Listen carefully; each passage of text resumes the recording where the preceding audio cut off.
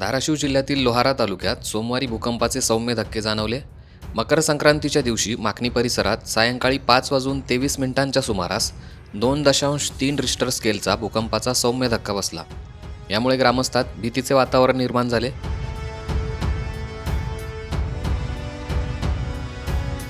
लोहारा तालुक्यातील माखणीसह खेड, करजगाव, धातुरी आणि चिंचोली काटे या गावांना हा धक्का जाणवला. लोहारा तालुक्यात माखणी आणि सास्तूरसह परिसरात अधूनमधून भूकंपाचे सौम्य धक्के जाणवत राहतात. सोमवारी मकर संक्रांतीच्या दिवशी 5:30 वाजण्याच्या सुमारास या परिसराला भूकंपाच्या सौम्य धक्क्याने हादरा दिला.